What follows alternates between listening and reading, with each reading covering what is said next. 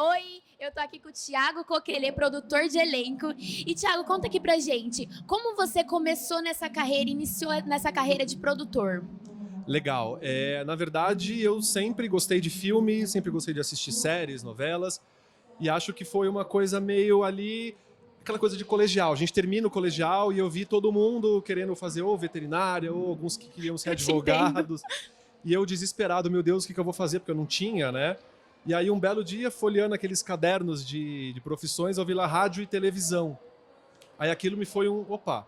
Aí fui procurar estudar um pouco mais, saber o que era a profissão.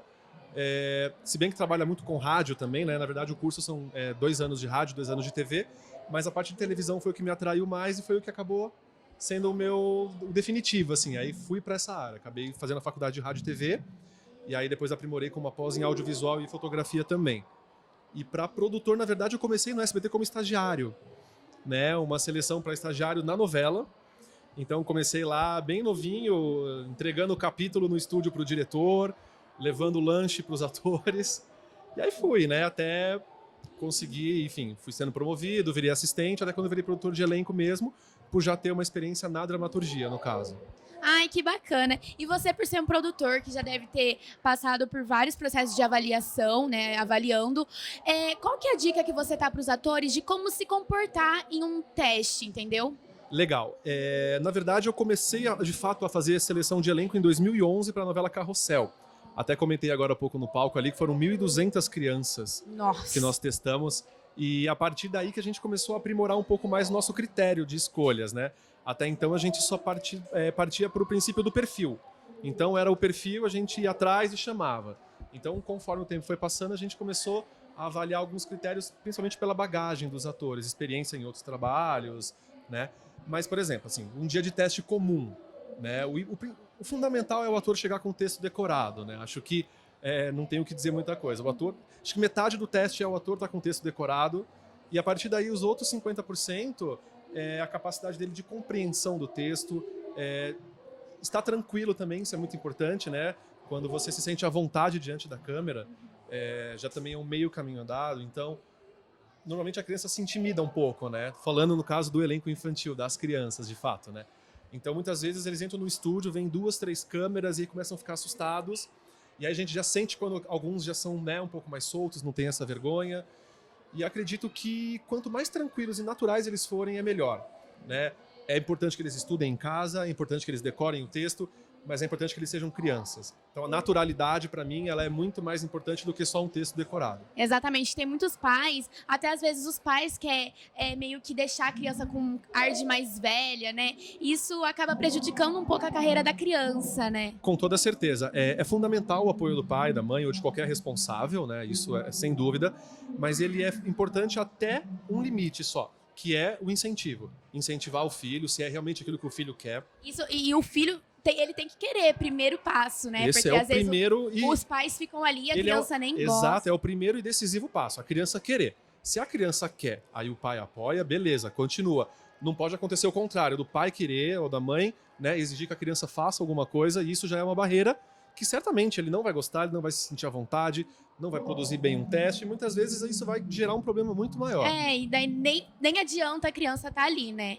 De forma E alguma. me conta como funciona o processo de avaliação de uma novela, sabe? Porque as pessoas, tem muita gente que acha que é um testezinho, pronto, foi. E não é bem assim, né? Não, eu acho Tem. que o legal, assim, como curiosidade, até para que as pessoas saibam, normalmente um processo de seleção no SBT ele dura em torno de 9 meses. Nossa, é muito tempo. Tem gente que acha que vai fazer um teste e no dia seguinte vai ter a resposta, ou daqui uma semana. Não, demora muito. Justamente por isso, a gente tem que avaliar muitas coisas, são muitos personagens e a gente testa muito a criança, né? Então faz um primeiro teste, aí depois de um tempo vem fazer um segundo, um terceiro. A gente faz na verdade é um teste com os pais também, na verdade. Ai, que legal, interessante. A gente tem uma conversa, um bate-papo com todos os pais, a gente avalia o histórico escolar, o boletim, as notas, tudo.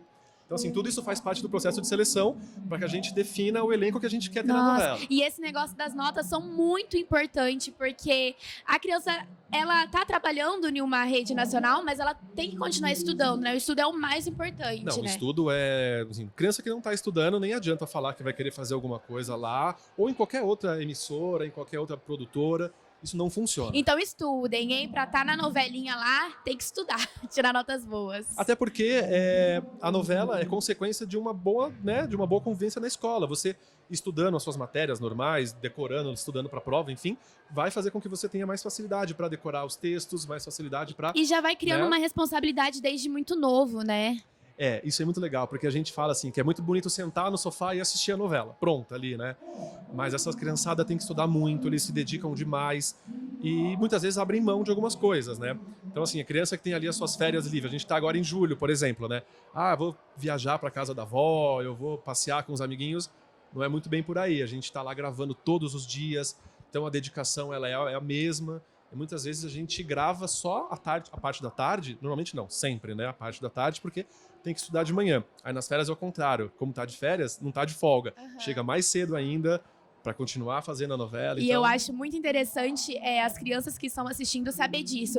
De saber que não é só lazer, né? Que não é só aquela coisa que a gente vê na internet, a gente vê na televisão. Tem tudo um trabalho por trás, né? Tem que ter muito amor pela carreira. É um trabalho como outro qualquer que você precisa se dedicar tanto quanto, acho que um ator, ele sendo infantil ou não, ele tem que estudar tanto quanto estuda um advogado, estuda um médico, e porque a profissão ela exige que você se aprimore cada vez mais. E um ator, ele sempre pode ficar melhor. Eu penso assim, se alguém te elogiou, você tem que saber que pode fazer melhor. É bom que o ator ele nunca para de estudar, né? A gente fala assim, metade do processo é talento e metade é disciplina. Né? Disciplina de estudo, a disciplina de você saber que você precisa, por exemplo, fazer uma aula de dança. Ah, mas eu não quero ser um dançarino. Não, mas a aula de dança pode preparar o teu corpo melhor para fazer uma cena ou para algum tipo de personagem. Tocar um instrumento é muito importante também. Quanto mais qualidades, assim, o ator tiver de saber cantar, às vezes, assim, uma dança, qualquer tipo de dança já é um a mais, né, pro ator. O ator, ele tem que saber um pouquinho de tudo. Com toda certeza. E a gente lá no SBT, assim, as nossas novelas são praticamente novelas musicais. Então vai atuar, vai cantar, vai dançar e vai tocar um instrumento. Isso é certeza. Isso faz diferença num dia de teste, por exemplo. É uma dica legal. Então, sempre diga, olha, também sei tocar um instrumento, também sei dançar. Legal. Isso tudo é bacana. E conta aqui pra gente, como que é a sua história com o MGT? Que você já tá há algum tempo? Nossa, bastante. A minha primeira experiência foi em 2009.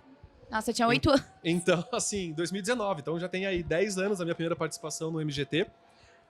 Em Florianópolis. Inclusive foi lá que eu vi a Larissa Manoela pela primeira vez, né? E poucos meses depois ela começou a fazer algumas coisas com a gente, aí depois que virou Carrossel, né? Ela fez algumas coisas até antes, e de lá para cá eu sempre tenho participado das convenções, eu tenho participado de algumas seleções estaduais ali quando eu estava mais próximo, e poxa, só tenho a agradecer tanto pelo convite e quanto parabenizar pelo crescimento, porque eu lembro que lá em 2009, a primeira vez que eu fui já era uma coisa incrível.